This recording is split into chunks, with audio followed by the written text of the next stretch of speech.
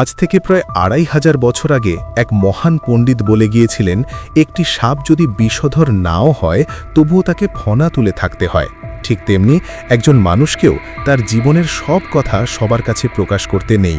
আপনি কি জানেন, আপনার অতি আপনজনই একদিন আপনার সব থেকে বড় শত্রু হয়ে দাঁড়াতে পারে যদি সে আপনার সব গোপন কথা জানে? আজ এই ভিডিওতে আমরা আলোচনা করব চাণক্য নীতির সেই ৩টি বিষয় যা আপনি যদি নিজের স্ত্রী, বন্ধু বা আত্মীয়ের কাছেও প্রকাশ করেন তবে আপনি নিজের ধ্বংস ডেকে আনবেন। এই ভিডিওটি শুধু তথ্য নয়, এটি আপনার জীবনের কবজ, তাই শেষ পর্যন্ত মনোযোগ দিয়ে শুনুন।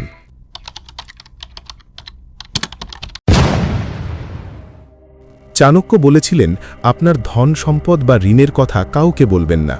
যদি আপনার অনেক টাকা থাকে তবে মানুষ আপনার প্রতি ঈর্ষান্বিত হবে এবং আপনার থেকে সুবিধা নেওয়ার চেষ্টা করবে।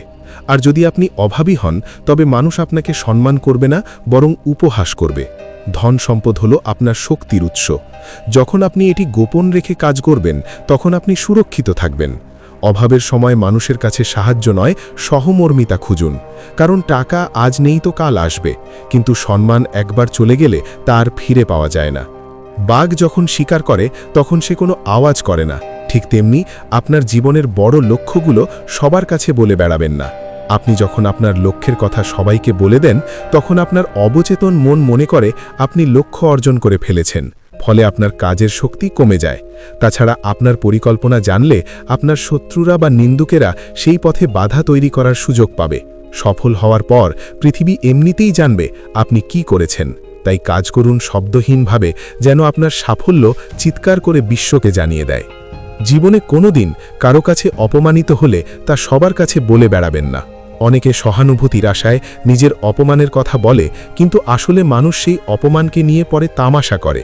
আপনার দুর্বলতা হলো আপনার সবথেকে বড় শত্রু। চাণক্য নীতি অনুযায়ী নিজের দুর্বলতা এবং অপমানের কথা বুকের ভেতর পাথর চাপা দিয়ে রাখুন। সেই আগুনকে কাজে লাগান নিজেকে সফল করার জন্য।